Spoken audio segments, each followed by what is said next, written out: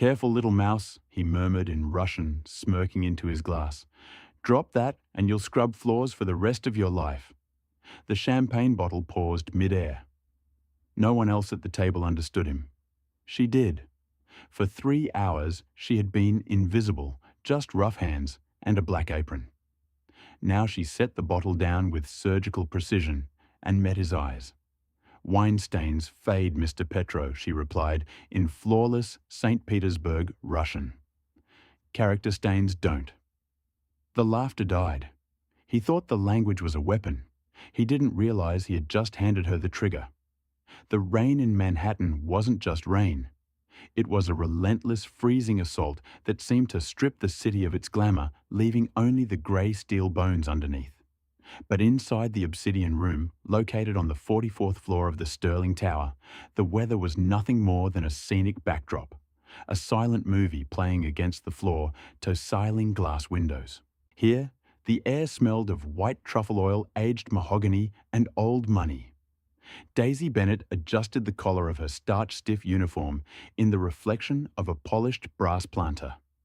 She looked tired, not the kind of tired that comes from a lack of sleep, though she had plenty of that balancing a master's degree in Slavic languages at Columbia with full-time shifts here, but the kind of soul-deep exhaustion that comes from being invisible. At 26, Daisy was a ghost in her own life. To the patrons of the Obsidian Room, she was a pair of hands that delivered Wagyu beef and refilled crystal flutes with Dom Perrin. She wasn't Daisy the girl who could, quote, check off by heart, or who was currently caring for a diabetic mother whose medical bills were eating her alive. She was just waitress. "Table 4 is yours tonight, Bennett." The floor manager, Mr. Henderson, snapped as he walked by checking his watch. Henderson was a man who sweated anxiety. He was terrified of the clientele, which made him a tyrant to the staff. "And for God's sake, fix your hair. It's Nikolai Petro." Daisy felt a cold knot tighten in her stomach. Nikolai Petro. Even in a city of billionaires, Petro was a shark among goldfish. He was a Russian-American venture capitalist known as much for his ruthless hostile takeovers as for his temper. The tabloids called him the Ice Prince of Manhattan. He didn't just dine. Clear his throat. He held court. "Understood." Daisy said, her voice steady, despite the nerves. She smoothed a stray lock of dark hair back into her tight bun. She needed the tips tonight. Her mother's insulin prescription had doubled in price, and the rent on their tiny Queens apartment was 3 days overdue. She couldn't afford a mistake. The elevator doors at the private entrance slid open with a soft whoosh, and the atmosphere in the restaurant shifted instantly. It was a tangible change in pressure. Nikolai Petro entered. He was younger than he looked in the papers, perhaps mid-30s, wearing a bespoke charcoal suit that likely cost more than Daisy's entire college tuition. He was handsome in a sharp, predatory way, with pale blue eyes that scanned the room as if he were appraising property he intended to demolish. Flanking him were 3 others. To his left was Isabella Vance, a supermodel whose face was currently plastered on billboards across Times Square. She wore a dress that looked like liquid silver and an expression of permanent boredom. To his right were 2 men in similar expensive suits, associates, or perhaps syphons. Daisy recognized one as Julian Thorne, a hedge fund manager who had been banned from 3 other restaurants for throwing a wine glass at a Sumaya. "Get them seated," Henderson hissed into Daisy's ear, pushing her slightly forward. "And do not speak unless spoken to. Petro hates chatter." Daisy took a breath, put on her professional mask, a polite neutral smile, and approached the group. "Good evening, Mr. Petro. Welcome to the Obsidian Room." She, Clear's throat, said, gesturing to the prime corner table overlooking the Central Park. "Right this way." Nikolai didn't look at her. He didn't even blink. He simply handed his coat to the cloakroom attendant without breaking his stride and walked past Daisy as if she were a piece of furniture. It was the first insult of the night, casual and practiced. As they sat, the group was already loud, their laughter cutting through the hushed murmurs of the other diners. They owned the space, and they knew it. "I want the 82 Lafitte," Nikolai barked before he had even opened the menu. He stared out the window, his back to the room. And tell the chef if the scallops are rubbery, like last time I'm buying this building just to fire him. Clears throat. Julian Thorne laughed a harsh barking sound. Ruthless Nico. Absolutely ruthless. Daisy stood silently by the table pad in hand, waiting for the rest of the drink orders. She felt the familiar sting of humiliation, the way they didn't acknowledge her presence until they needed something, but she swallowed it down. Rent insulin tuition, she repeated the mantra in her head. Water sparkling, Isabella said, not looking up from her phone. Scotch neat. The Macallan 25, Julian added. Daisy nodded, writing quickly. Of course, I'll have the sommelier bring the wine list immediately for the vintage selection. She turned to leave, and that was when she heard it. It was the first slip. Nikolai leaned in toward Julian, his voice dropping an octave, shifting seamlessly from English into a rapid-fire guttural Russian. Mishnataki. Daisy froze for a microsecond, her back to the table. The sentence hung in the air, invisible to everyone else, but striking her like a physical slap. She looks like a frightened mouse, doesn't she? Daisy's grandmother was from St. Petersburg. Russian wasn't just a language Daisy studied. It was the language of her childhood kitchen, the language of lullabies, and the language she was currently writing her dissertation on. She understood every nuance, every inflection. She didn't turn around. She kept walking toward the bar, her knuckles white as she gripped the silver tray. Just a mouse, she thought, her heart pounding against her ribs. Just a frightened mouse who needs this job. She didn't know yet that the mouse was about to roar. The dinner rush began in earnest. The kitchen was a chaotic ballet of shouting chefs and clattering pans, a stark contrast to the serene dining room. Daisy moved between the two worlds, carrying plates of foo guillard and lobster risotto, her mind constantly drifting back to table 4. Every time she approached Nikolai Petro's table, the air felt heavier. They were consuming alcohol at an alarming rate. The 82 Lafite was gone, replaced by a bottle of crystal, and then another. With every glass, their volume rose, and with it, their arrogance. Daisy approached to clear the appetizer plates. The table was a mess of crumbs and half-eaten delicacies. Isabella had barely touched her tuna tartar, having spent the entire course taking selfies with the flash-off. Is everything to your liking? Daisy asked softly, reaching for Nikolai's plate. He didn't move his arm to accommodate her. She had to awkwardly reach around him, careful not to brush against his suit. The tartare was pedestrian, Nikolai said in English, his voice bored. Tell the chef he's losing his touch. I will convey the message, sir, Daisy said, as she stacked the plates on her left arm, struggling slightly with the weight and the angle. Nikolai turned to Isabella. He smirked, his eyes glinting with malicious amusement. He switched to Russian again, assuming the encryption of a foreign tongue made him invincible. Posmotri is, he sneered, gesturing vaguely at Daisy with his wineglass. For no, Daisy's breath hitched. Look at her hands, red and rough. She probably scrubs floors in her free time. It was a low blow.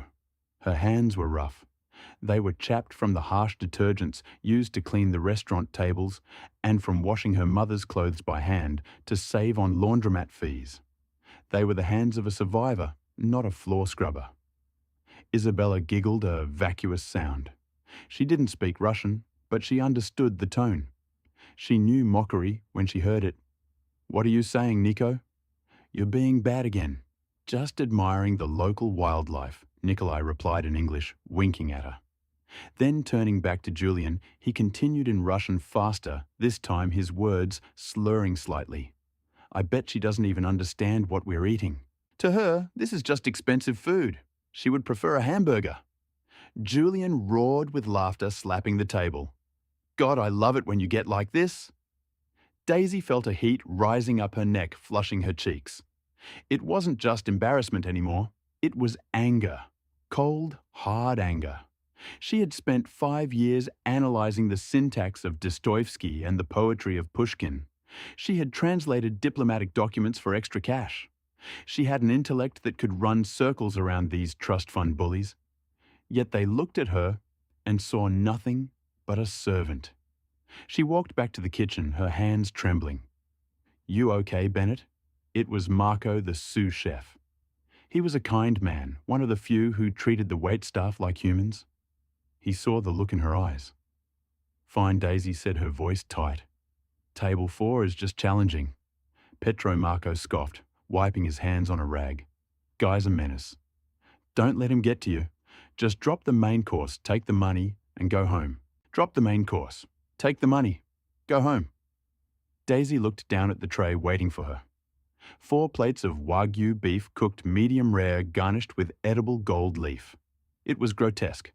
The cost of one of these steaks could pay her rent for 3 months. She picked up the tray. It was heavy, grounding her. As she walked back out onto the floor, she saw Henderson watching her like a hawk. He made a subtle, speeded-up motion with his hand. She approached table 4. The mood had shifted slightly. They were arguing about something business, it seemed. "The deal in Moscow is falling apart, Nico," Julian was saying in English, looking concerned. "If the regulators look at the environmental reports, we're dead." Nikolai waved a hand dismissively. "The regulators are paid for. I handled it personally." Daisy began to place the plates down. Steak for the lady, steak for the gentleman. As she placed Nikolai's plate in front of him, he looked up at her, his eyes glassy. He was irritated by the interruption of his conversation. He looked at the steak, then at Daisy. He decided he needed one more laugh to assert his dominance. He looked her dead in the eye and spoke in Russian, a cruel smile playing on his lips. The table went silent, waiting for the translation, or perhaps just enjoying the tone of command. "Listen, you. If you drop this on my suit, I will fire you and make you pay for the cleaning for the rest of your pathetic life." Something inside Daisy snapped. It wasn't a loud snap. It was the quiet click of a lock opening. The fear of Henderson evaporated. The worry about the rent faded into the background. All that remained was the dignity of her education and the pride of her heritage. She was done being the mouse. She finished placing the steak on the table with perfect precision. She adjusted the silverware. She took a step back, clasped her hands in front of her apron, and looked Nikolai Petro directly in the eyes. The table fell quiet, sensing something was wrong. Waitresses didn't make eye contact like that. They didn't stand with that kind of posture. She took a deep breath and opened her mouth. The silence that Daisy commanded wasn't loud. It was a vacuum.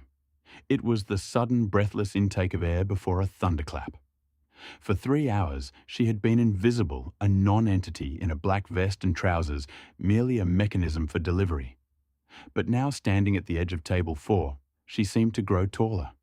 The fatigue that had slumped her shoulders evaporated, replaced by the rigid, steel-spined posture of a woman who knew exactly who she was. She looked at Nikolai. Petro really looked at him. She saw the minute dilation of his pupils, the faint sheen of sweat on his brow from the wine, the arrogance etched into the nasolabial lines around his mouth. He was waiting for her to apologize, to scurry away to cower. Daisy didn't cower. She let a small, sad smile touch her lips, a smile of pity, not subservience. When she spoke, her voice was not the flat, differential tone of a server. It was rich, resonant, and perfectly modulated, and it was in flawless St. Petersburg Russian. Vibes, poos, ovoin. She began the syllables rolling off her tongue like liquid mercury, smooth and cold. "Segda, you worry about your suit, Mr. Petro, but wine stains can be removed. Unfortunately, the stains on your soul and your upbringing are permanent." The reaction was instantaneous and visceral. Nikolai froze. His fork, halfway to his mouth, stopped in midair. It was as if someone had pressed pause on a film reel. The smirk slid off his face, replaced by a slack-jawed expression of absolute incomprehension. It wasn't just that she spoke Russian. It was how she spoke it. Her accent was aristocratic, refined, the Russian of the old intelligentsia, far superior to his own gritty, business-hardened dialect. Isabella, who didn't understand the words but understood the shift in power, looked from Nikolai to Daisy, her mouth slightly open. Julian Thorne lowered his scotch glass, his eyes narrowing. Daisy wasn't finished. She felt a dangerous, intoxicating rush of adrenaline. She shifted her gaze to Julian, then back to Nikolai, addressing his earlier comment about the hamburger. Clears throat. Ideliaki. She continued, keeping her voice low enough that only their table could hear, creating an intimate sphere of humiliation. Yan Purari. Class. And for the record, I do not prefer hamburgers. I prefer Chekhov dostoiki, and people who understand that money does not buy class. Your hands may be soft, but your words are coarse. My hands are rough because I earn my living through honest labor, not by mocking those who serve you food. She paused, letting the Russian words settle into the tablecloth like heavy stones. Then she switched effortlessly back to English, her face a mask of professional politeness. Enjoy your Wagyu beef, sir. It is cooked medium rare, exactly as you ordered. For a span of 10 seconds, nobody moved. The ambient noise of the restaurant, the clinking of silverware, the low hum of jazz. The laughter from the bar seemed to belong to a different universe. At table 4, time had stopped. Nikolai's face turned a shade of crimson that matched the drapes. He was a man who built his empire on control. He controlled markets, he controlled boardrooms, and he controlled women. To be dressed down by a waitress in his own mother tongue in front of his peers was a glitch in his reality. He couldn't process it. Julian was the first to break the paralysis. He let out a low, incredulous whistle. Damn, Nico. I think she just killed you. Nikolai's eyes snapped to Julian, furious, then back to Daisy. His hands clenched into fists on the white tablecloth.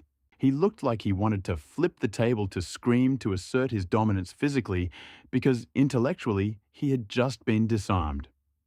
Who are you? Nikolai whispered, his voice raspy. The English felt clumsy after the poetry of her Russian. I am your waitress, Mr. Petrov. Daisy set her chin high. My name is Daisy, and I will be checking on your table shortly. She turned on her heel, her movements precise and military.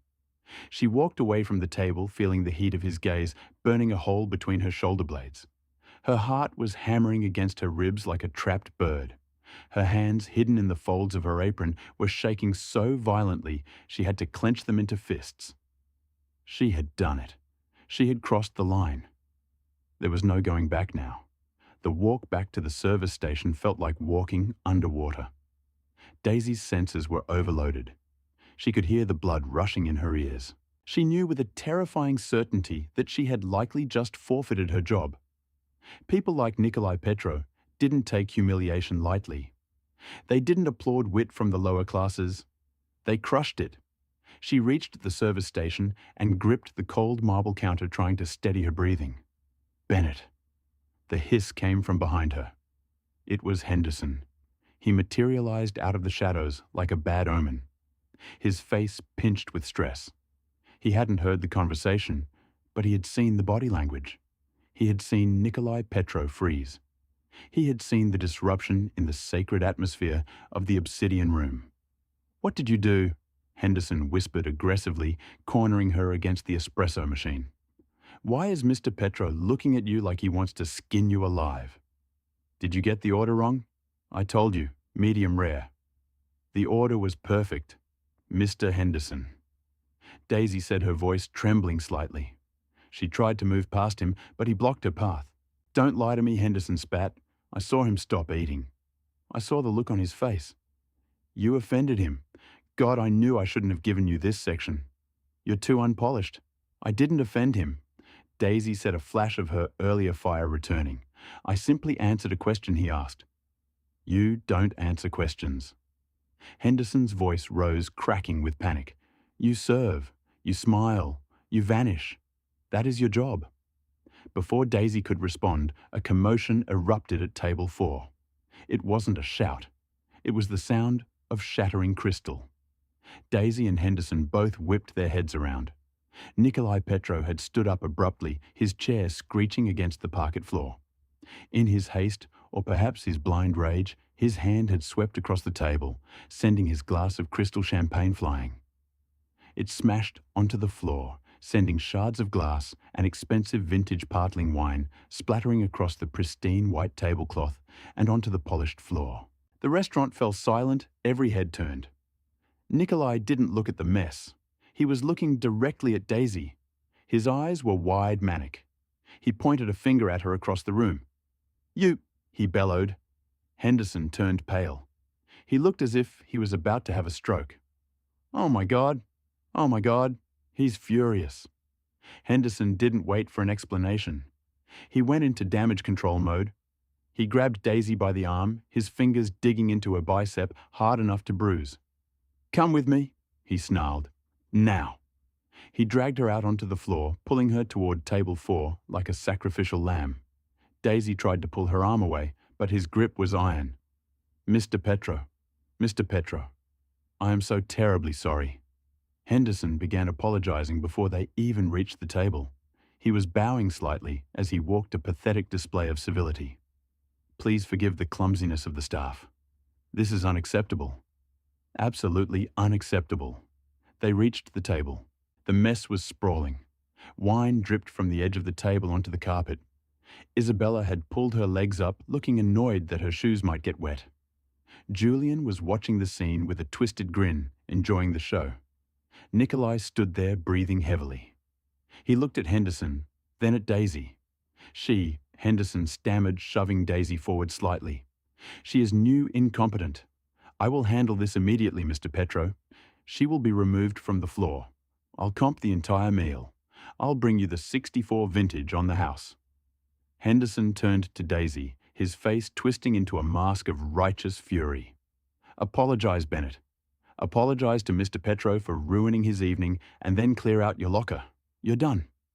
Daisy felt the world drop out from under her. Fired. Just like that. The tuition money, the insulin, it all dissolved in the face of Henderson's cowardice. She looked at Henderson, disgust rising in her throat. Then she looked at Nikolai. The billionaire was watching her. He wasn't looking at the spilled wine. He wasn't looking at Henderson. He was studying Daisy with an intensity that was unnerving. He saw the manager manhandling her. He heard the word fired.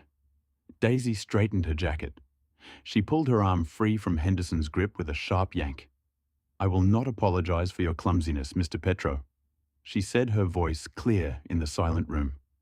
She spoke in English this time, so everyone could hear. "And I will not apologize for having dignity." Henderson gasped. "Get it out. Get out now. Wait." The single word cut through Henderson's shouting like a blade. It came from Nikolai. Nikolai Petro stepped around the table, crunching broken glass under his Italian leather shoes. He ignored the wine soaking into his pant leg. He walked right up to Daisy, invading her personal space, towering over her. Henderson shut his mouth, trembling. He expected Nikolai to strike her, or perhaps to demand security throw her out.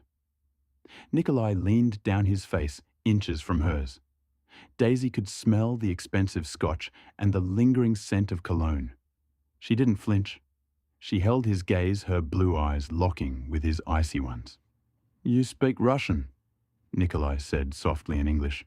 It wasn't a question. "Yes," Daisy replied. "St. Petersburg dialect," he murmured, academic archaic almost. "Where did you learn at Collier University?" Daisy said. "Graduate studies and my grandmother." Nikolai stared at her for a long, uncomfortable moment. The anger in his eyes was wearing with something else. Shock respect. Or perhaps the realization that for the first time in years, someone had actually seen him. Not the wallet, but the man, and found him wanting. He turned his head slowly to look at Henderson. "You are firing her?" Nikolai asked, his voice deceptively calm. Henderson nodded vigorously, thinking he was aligning with the billionaire. "Yes, sir. Immediately. She has been disrespectful. She has." "Shut up," Nikolai said.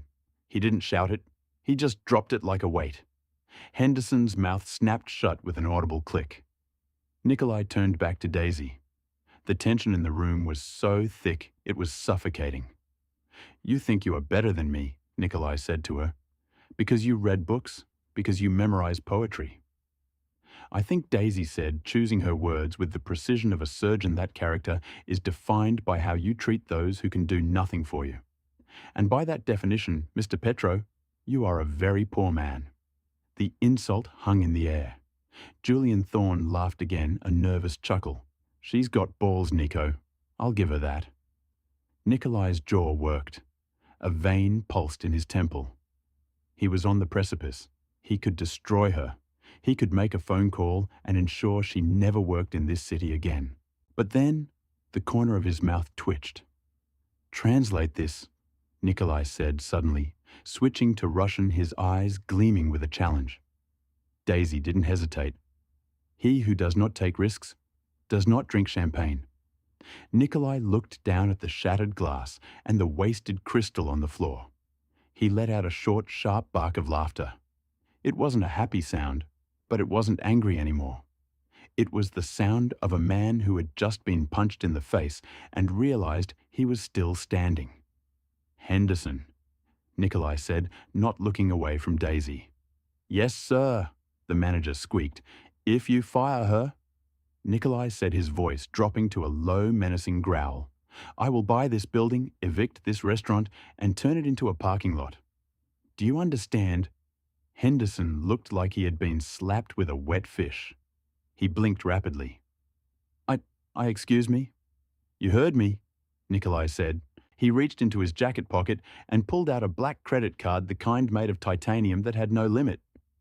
He held it out to Daisy, not Henderson. "Bring another bottle," Nikolai said to Daisy. "And bring a glass for yourself."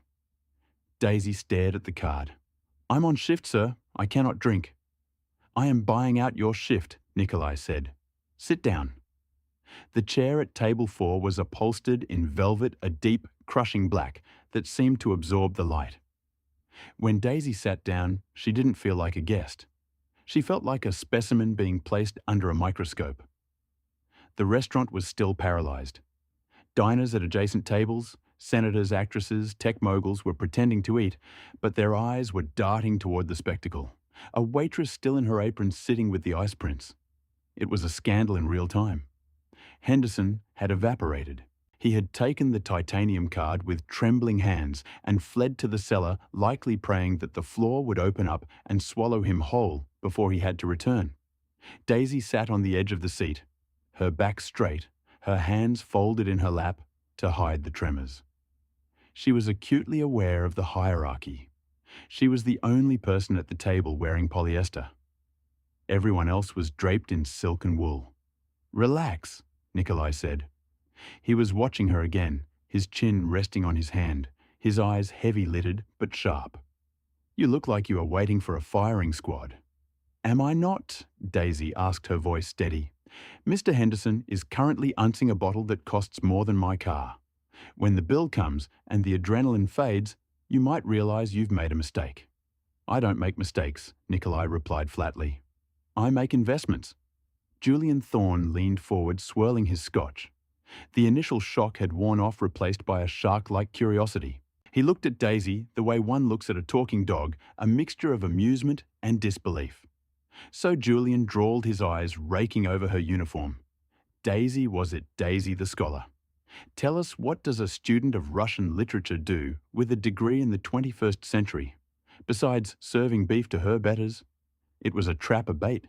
He wanted her to be defensive. Daisy turned her gaze to Julian. Up close, his skin was too smooth, likely the result of expensive chemical peels. He lacked Nikolai's dangerous edge. Julian was soft, a man who inherited power rather than seized it. "She learns to read people," Daisy said coolly. "Literature is the study of the human condition. It teaches you to recognize tragedy, comedy, and fast." She let her eyes linger on Julian for a fraction of a second longer than necessary on the word fast. Isabella Vance let out a sharp, derisive laugh. She flicked her hair, the silver dress shimmering. "Oh, she's feisty." Slapped. She slumped back in her chair. Slapped. She slumped back in her chair, pulling out her phone to furiously text someone, effectively checking out of the conversation. Henderson returned. He was sweating profusely. He carried a bottle of 1996 Salon Lames Neal, a blonde champ that was legendary for its crispness and price tag. He poured a fresh glass for Nikolai, refilled Julian's water, and then, with a look of pure agony, placed a crystal flute in front of Daisy. He poured the golden liquid. The bubbles rose in a perfect frenetic column. Leave the bottle, Nikolai commanded, and go away. Henderson vanished again. Drink, Clear's throat, Nikolai said to Daisy. I told you, Daisy said, not touching the glass. I am working. I bought your time. Nikolai countered, his voice dropping. For the next hour, you work for me, but not as a waitress. Consider this a consultation. A consultation on what on honesty Nikolai said. He picked up his glass. Everyone at this table lies to me. Julian tells me my ideas are brilliant because he wants to manage my portfolio. Isabella tells me I am funny because she wants to be on my yacht. You, he pointed a finger at her, you are the first person in 5 years to tell me I have a stained soul to my face. He raised his glass. Zaknost to honesty. Daisy hesitated. The aroma of the champagne wafted up bio-citrus and white flowers. It was a smell of a world she was barred from, but she was already seated. The line was crossed. She reached out her rough red hand, grasping the delicate stem of the glass. She raised it. Zarestnost, she whispered. She took a sip. It was exquisite. It tasted like starlight and cold iron. So Nikolai said, lowering his glass, You study the classics. Who is your favorite? Lamonto. Daisy said instantly. A hero of our time. Clear's throat. Nikolai raised an eyebrow. Peturin, the superfluous man, the cynic who destroys everything he touches because he is bored. He isn't just bored. Daisy corrected him, forgetting herself for a moment, slipping into academic passion. He is a product of a society that has no use for his talents. He becomes cruel because he has no outlet for his greatness. It is a tragedy of wasted potential. Nikolai stared at her. The noise of the restaurant seemed to fade further. A tragedy of wasted potential. He repeated slowly, rolling the words around his mouth. He looked down at his hands. Hands that moved billions of dollars. Hands that destroyed companies. And you think I am Peturin? I think, Daisy said, meeting his gaze, that you are bored, Mr. Petro, and that makes you dangerous. But Purin died alone on a journey to Persia. It wasn't a happy ending. Julian burst out laughing, breaking the spell. Jesus, Nico, she's psychoanalyzing you. This is gold. Absolute gold. But Nikolai wasn't laughing. He was looking at Daisy with a strange intensity, a hunger that had nothing to do with food or sex. It was the hunger of a man who had finally found an adversary worth playing chess with. Maybe, Nikolai murmured in Russian, so only she could hear. But Bohorin was free. And are you free, Daisy? Daisy looked at her uniform, at the manager, watching from the shadows at the mental image of her mother's unpaid bills. No, she answered in Russian. Nicht und Voden. No one is free. The hour stretched. The bottle of Salon was emptied and another was ordered. A heavy, brooding red wine. This time, a screaming eagle Cabernet. Daisy drank sparingly, acutely aware that she needed her wits. Nikolai, however, was drinking with a functional, terrifying rhythm. He didn't seem drunk. He seemed to sharpen his edges, becoming more jagged. The conversation had shifted from literature to the one thing that men like Nikolai and Julian truly cared about, the game of accumulation. Julian was growing agitated. He kept checking his watch and glancing at a tablet he had pulled out of his briefcase. The screen glowed with dense text. Nico, we have to sign off on the Chelyabinsk acquisition by midnight Moscow time. Julian pressed, tapping the screen. The legal team sent the final draft an hour ago.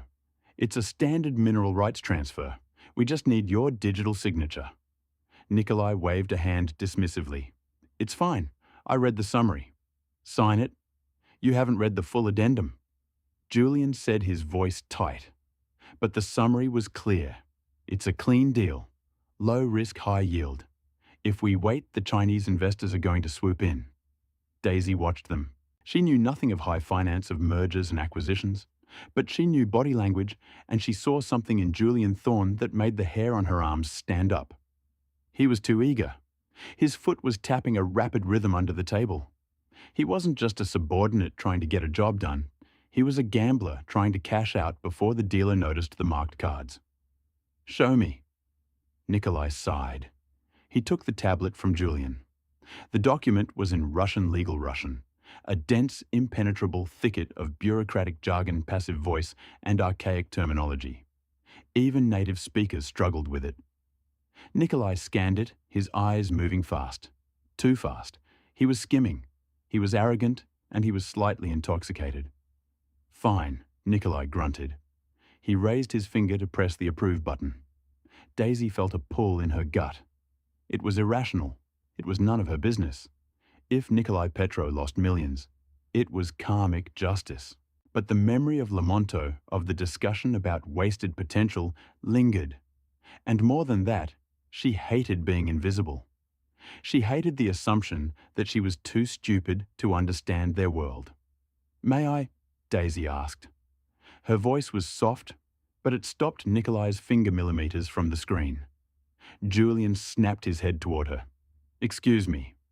This is confidential corporate data. You're a waitress. Stick to pouring the wine." "He is reading it too fast," Daisy said to Nikolai, ignoring Julian. "And you are tired. Legal Russian is tricky.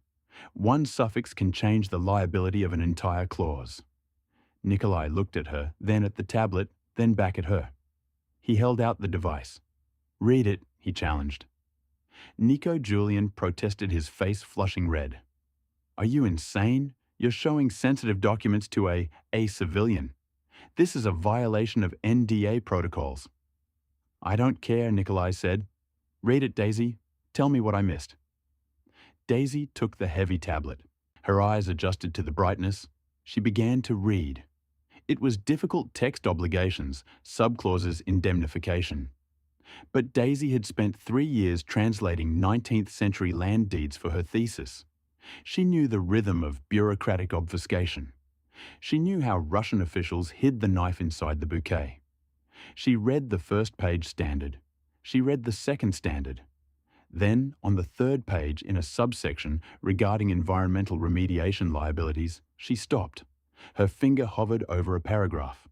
The syntax was convoluted, a sentence that ran for 6 lines without a break. "Julian," she said, not looking up. "Did the summary mention the retroactive historical degradation clause?"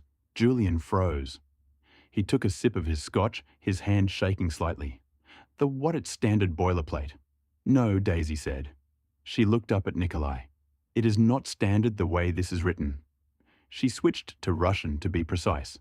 "Predimasha deata." "It says here that you accept liability not only for future damage, but for all environmental damage caused by the previous owner since 1990.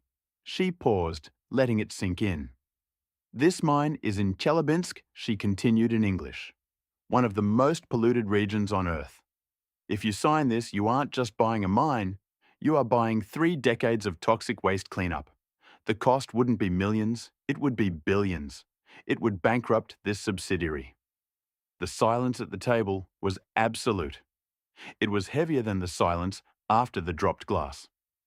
Nikolai slowly turned his head to look at Julian. The predator was back. The alcohol seemed to evaporate from his system, leaving only cold, hard rage. "Julian," Nikolai said softly, "is this true?" I relied on the legal team." Julian stammered, sweat breaking out on his upper lip. "I didn't. The translation might be ambiguous." "It is not ambiguous." Daisy interrupted, her voice firm. "The grammar is instrumental case. Full responsibility. It is explicit." Nikolai looked at the tablet in Daisy's hands. Then he looked at his friend and business partner. "You shorted me," Nikolai whispered. The realization hit him. "You bet against the deal.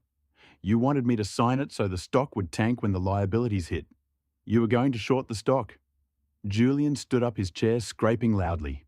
"This is ridiculous. I'm not listening to a waitress interpret complex international law. I'm leaving." "Sit down," Nikolai roared. The sound was terrifying. It wasn't the shout of a diner. It was the command of an oligarch. Julian sat. He looked like a deflated balloon. Nikolai took the tablet back from Daisy. He looked at the clause she had pointed out. He didn't read it.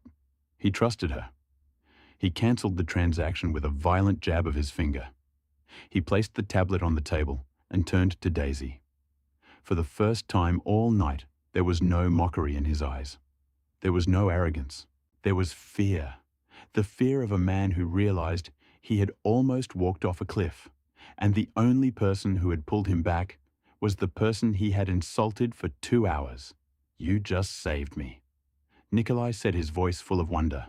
"You just saved me $400 million. Daisy felt drained. The adrenaline was crashing. She just wanted to go home. "I didn't do it for you," she said quietly. "I did it because I hate bad grammar." She stood up. The shift was technically over. "I have to go, Mr. Petro. My mother needs her medicine." She started to walk away, leaving the billionaire, the model, and the traitorous banker sitting in the wreckage of their evening. "Wait!" Nikolai called out. Daisy stopped. "She didn't turn around. Don't come to work tomorrow," Nikolai said. Daisy's heart sank. Was he firing her anyway, out of spite because she saw him weak? "Why?" she asked, her voice small. "Because Nikolai said," and she could hear the smile in his voice. "You are overqualified. And because I have a job opening for a translator. The salary is negotiable, but I assure you it pays more than serving steak." Daisy turned around. Nikolai was standing now. He held up his glass of dark red wine. "Du Zafra, Daisy," he said. "Until tomorrow, Daisy." Daisy looked at him.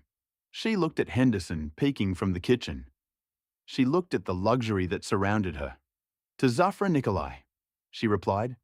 She walked out of the obsidian room, leaving the heavy glass doors swinging behind her. She walked into the service elevator, pressed the button for the ground floor, and as the doors closed, she finally allowed herself to smile. The mouse had not only roared, the mouse had taken over the house. The subway ride back to Queens was a jarring transition. Only an hour ago, Daisy had been sipping a vintage champagne that cost more than her mother's yearly disability checks. Now she was squeezed between a tired construction worker and a teenager listening to loud music, the fluorescent lights of the train flickering overhead. When she unlocked the door to their small ground floor apartment, the smell of old radiators and boiled cabbage hit her. The smell of poverty. Her mother, Catherine, was asleep in the recliner, her breathing shallow. A pile of red-letter envelopes sat on the kitchen counter. Final notices. Daisy touched the titanium business card in her pocket. It felt warm like a talisman, Clear's throat, or perhaps fool's gold. She didn't sleep that night. She lay in bed staring at the water stains on the ceiling, replaying the scene. Had she really humiliated a billionaire? Had he really offered her a job? In the cold light of 400 a.m., the events at the Obsidian Room felt like a fever dream. Men like Nikolai Petro didn't hire waitresses to run their empires. They sobered up, realized they had been momentarily charmed by a novelty, and moved on. By 8 a.m., the doubt had solidified into a heavy stone in her gut. She decided she wouldn't go. She couldn't bear the humiliation of being turned away by security, of hearing Nikolai laugh and say, "It was a joke, little mouse." Then at 8:15 a.m., there was a knock at the door. It wasn't a courier. It was a man in a black suit wearing an earpiece. "Daisy Bennett?" he asked. He didn't look like he belonged in Queens. "Yes, Mr. Petrov sent a car. He is expecting you for the 9 a.m. briefing." Daisy looked down at her attire, worn-out sweatpants and a t-shirt. I'm not dressed. I didn't think he was serious." The driver checked his watch. "You have 10 minutes, Miss Bennett. Mr. Petro does not like to wait." The ride to the Sterling Tower was silent. Daisy sat in the back of the Maybach, watching the city blur past. She had put on her only interview suit, a navy blue ensemble she'd bought at a thrift store for her graduate presentations. It was clean, but the cut was dated. When she arrived at the penthouse offices of Petro Holdings, the atmosphere was entirely different from the restaurant. Here the air crackled with high-stakes commerce. Phones were ringing, analysts were shouting across rows of monitors, and the walls were lined with abstract art that looked aggressive and expensive. The receptionist didn't ask for her name. She simply pointed to the double oak doors at the end of the hall. "He's in the boardroom." Daisy walked down the corridor. Her heart was hammering against her ribs, but she remembered the feeling of the champagne glass in her hand. Tsar chest-nosed. To honesty, she pushed the doors open. The boardroom was massive. A long table made of black marble dominated the space. Nikolai sat at the head looking impeccably fresh, as if he hadn't consumed 3 bottles of wine the night before. But he wasn't alone. Julian Thorne was there. But Julian wasn't sitting. He was standing looking pale and disheveled, flanked by 2 corporate security officers and a woman who looked like a lawyer. Nikolai looked up as Daisy entered. His expression was unreadable. "Ah," Nikolai said, his voice echoing in the large room. "The expert on syntax arrives." He gestured to a chair next to him. "Sit, Daisy." Daisy sat. She avoided looking at Julian, whose eyes were burning holes into the floor. "We were just discussing the Chelobin's contract." Nikolai said, his tone conversational. "It seems my legal team has confirmed your translation. The liability clause was indeed buried in the addendum. A clerical error, according to Mr. Thorne." "It was a mistake," Nico Julian pleaded, his voice cracking. "I swear I didn't see it." "You didn't see it," Nikolai repeated. "But a waitress reading upside down in a dimly lit restaurant after working a 10-hour shift saw it." Nikolai stood up and walked over to Julian. The silence in the room was terrifying. "I don't tolerate incompetence, Julian, but I certainly don't tolerate betrayal. You were shorting the stock. We found the trade orders this morning." Julian slumped. The fight went out of him. "Get him out of here," Nikolai said to the security guards, "and call the SEC. I want him prosecuted for insider trading." As Julian was dragged out, he didn't look at Nikolai. He looked at Daisy. There was no hatred in his eyes anymore, only shock. He had been taken down by the person he hadn't deemed worthy of eye contact. When the doors closed, Nikolai exhaled. He turned to Daisy. The shark-like intensity softened just a fraction. "You saved the company $400 million last night," he said. "I told you." Daisy replied, her voice steady. "I just hate bad grammar." Nikolai chuckled. He picked up a folder from the table and slid it toward her. "This is not a job offer for a translator," he said. Daisy opened the folder. It was an employment contract. The title at the top read, "Senior Analyst International Relations." Her eyes scanned down to the salary figure. She stopped. She blinked. It was more money than her mother would have made in 10 lifetimes. It was enough for the best doctors. It was enough for a house with a garden. It was enough to be free. "I cannot accept this," Daisy said quietly. Nikolai frowned. "Why is the salary insufficient?" "No," Daisy said. "It's too much. I have no experience in finance. I have a degree in Slavic literature. I am a waitress. People will say..." "People will say what?" Nikolai interrupted, "that you slept your way to the top." "Let them talk. I don't hire for resume bullets, Daisy. I hire for character. I hire for the person who has the courage to tell me the truth when everyone else is lying to keep their bonuses."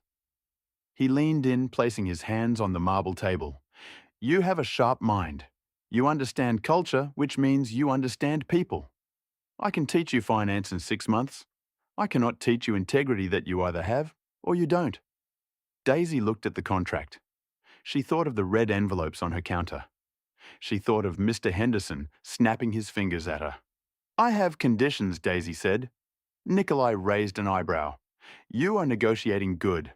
I need full medical benefits effective immediately for my mother. No waiting period. Done. And I need to finish my master's degree night classes. I'll pay for the tuition," Nikolai said. "Consider it professional development, and one more thing," Daisy said. "Name it. I want to dine at the Obsidian Room tonight. And I want the same table." Nikolai smiled. It was a genuine smile this time, one that reached his eyes. "Pick you up at 8 1 year later." The rain was falling on Manhattan again. But inside the Obsidian Room, it was warm and golden. Daisy Bennett sat at table 4. She wasn't wearing polyester. She was wearing a tailored cream blazer that commanded respect. She held a glass of mineral water, reviewing a briefing on the geopolitical climate in Eastern Europe. "Your sparkling water, Miss Bennett." Daisy looked up. A young waitress, looking terrified and exhausted, was placing the glass down with trembling hands. She had a smudge of flour on her apron. Daisy smiled. She saw herself in the girl's eyes. The fear, the exhaustion, the hope. "Thank you," Daisy said. She closed her folder. "What is your name, Emily, ma'am?" "Well, Emily," Daisy said. "Take a breath. You're doing a great job, and make sure you check the vintage on the Cabernet for table 7. The manager mixed up the crates earlier." The girl looked at her, stunned by the kindness. "Thank you. Thank you so much." Nikolai Petros slid into the seat opposite Daisy. He looked tired, but happy. He placed a hand over hers on the table. "Ready for the merger meeting?" he asked. "Always," Daisy replied. She looked out the window at the city lights. She wasn't a mouse anymore. She wasn't a ghost. She was Daisy Bennett. And she had rewritten her own story, one sentence at a time. They say that character is who you are when no one is watching. But sometimes character is who you are when the most powerful person in the room is watching and you refuse to be small. Daisy Bennett didn't just change her bank account that night. She changed the definition of power in a room full of people who thought they owned the world. She proved that dignity is a currency more valuable than gold, and that sometimes the quietest voice in the room is the only one worth listening to. Nikolai Petro learned that you never know who is holding the keys to your salvation. It might just be the person pouring your water. To all, if this story gave you chills, or if you've ever felt underestimated and wanted to prove the world wrong, hit that like button right now. It really helps the channel.